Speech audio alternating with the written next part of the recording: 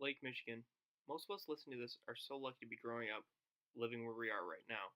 We are privileged to be surrounded with these massive bodies of fresh water, but specifically the one in our backyard, the fifth largest lake in the world, Lake Michigan. I've been blessed throughout my life to be growing up just a few minutes away from this lake, and I couldn't appreciate it more. From kayaking and fishing to going out on the lake with my family and just enjoying the day. Lake Michigan has always provided fun, laughs, and smiles whenever I go there, and I'm sure most of you can say the same. All of that isn't what we're going to be focusing on today. I've been growing up with this lake all my life, but I've never even thought about looking into its past, what we've used it for, what it's done for us locally, and even statewide. It's time to uncover Lake Michigan's past. I'm Mitchell Carter, and this is Waves.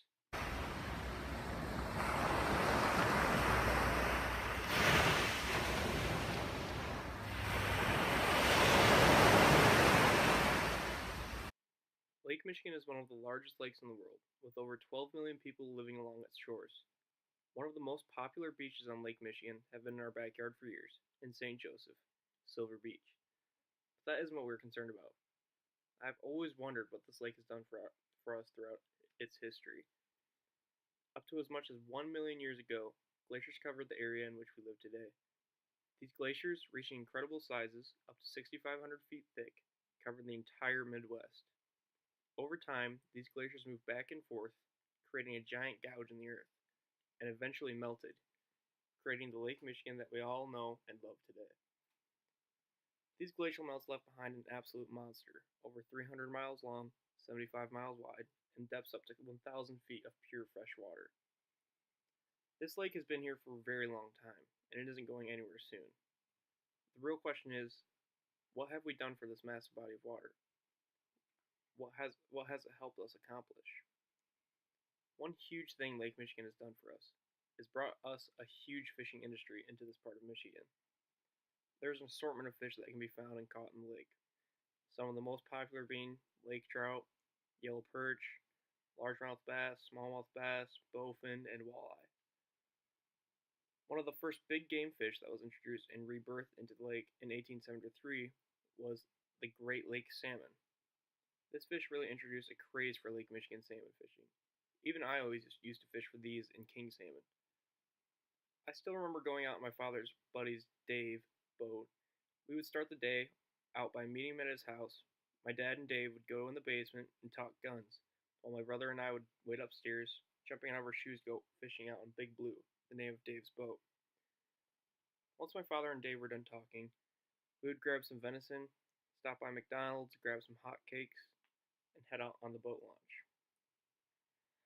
I still remember one of the days when it was my dad, Dave, my twin brother Nicholas, and I were fishing for these salmon out in Lake Michigan, when all of a sudden my dad's line starts buzzing like crazy as he got a huge hit and a massive fish was on.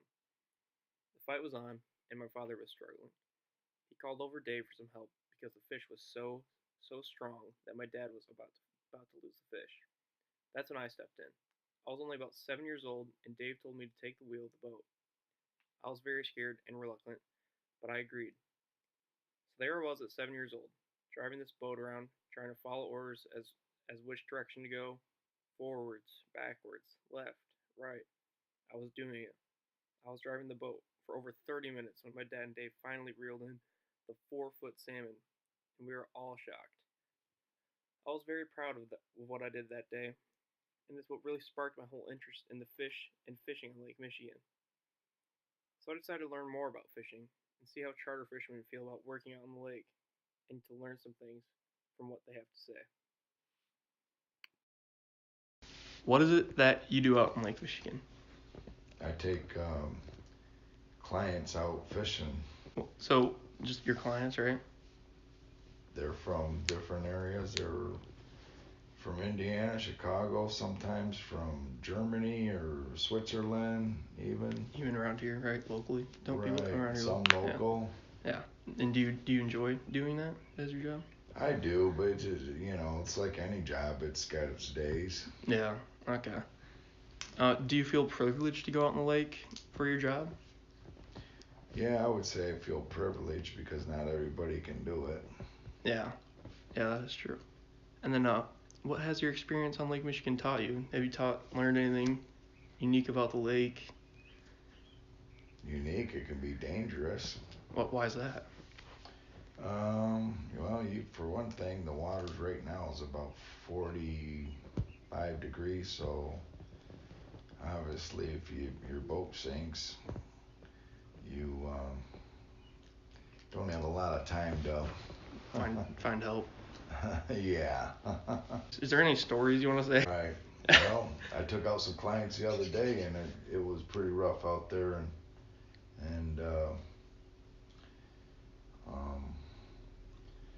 couple of waves smacked the side of the boat and got me wet. Yeah. Kicked the boat around, and then or I don't know, it was about a week ago, and I was fishing out there and was helping a client try to get a fish in. He couldn't really reel it too good, so I was hand lining it in. Yeah. And I was kind of bent over on the side of the boat, and I about fell out, smacked my elbow really bad. Oh, what was on the line? The king salmon. How's your experience taught you about Lake Michigan? What has my experience taught me? Yeah.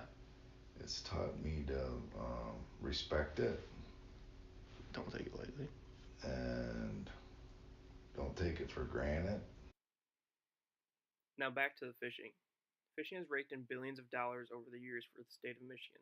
So fishing overall has been great for not only our entire state, but also for our area specifically. Moving on, Lake Michigan has also been very convenient for us to be able to import and export things on ships.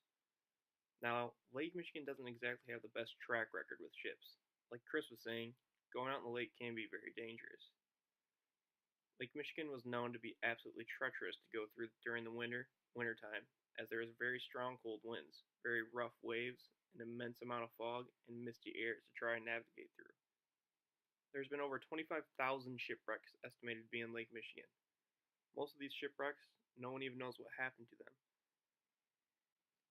Perhaps one of the most famous shipwrecks to take place on Lake Michigan would be the wreck of the Lady Elgin. The Lady Elgin was a wooden steamboat that was over 200 feet long. It crashed on a September night in 1860 when another wooden steamboat, half the size of the Lady Elgin, had an accidental ramming into the boat. The smaller boat sailed off the port after the collision so it could assess its damages, thinking the damage to the Lady Elgin was nothing compared to the damage taken to their boat. Little did they know, they tore a hole in the port side of the Lady Elgin. The crew tried dumping over 50 cows into the lake to try and get the hole above water level, but it was no hope. That night, the Lady Elgin sunk as music played, and over 300 passengers died that night, almost like a miniature Titanic scene. Another mysterious yet iconic shipwreck that happened under the mercy of Lake Michigan was the Edmund Fitzgerald. This is one of the largest ships to go down. It's quite a simple story as no one really knows what has happened to the ship. It seemingly just disappeared in the fog. There's even a famous song about it. Moving on, ships usually do not have to worry about anything like that happening to them nowadays, as the help of radar and other technologies make navigating this treacherous yet beautiful lake a much simpler task than it used to be. Finally, this lake does bring in some tourists from surrounding landlocked states. People come not only to our state, but right to our own town and neighboring town, St. Joseph, to come and enjoy the lake during recreational fishing seasons and during the summer to simply enjoy the water with family and friends. Have you ever been to Silver Beach on Memorial Day or on the 4th of July? Well, if you have, you've seen thousands upon thousands of people on the beach, or the hundreds to possibly thousands of boats floating right outside of the buoy lines enjoying the day. Many people go out of their way to come visit the lake each and every day, including people that live in Michigan. But in landlocked city, where they aren't lucky enough to live with the lake day in and day out. Overall, Lake Michigan is a place around here where you can simply let all those stresses out and enjoy. You can fish, boat, or simply just float with your family and friends. We also now know that Lake Michigan is not a lake that you can take lightly. With ripping currents, vicious winds, and terrible winters, you always have to be careful. Even if you're just simply swimming or boating, you never know for sure what will happen out on the lake. Lastly, Lake Michigan has an extent history. What do people do on it nowadays? And how do other people in this area feel about living with this big of a lake in our backyards? Find out on the next episode of Waves.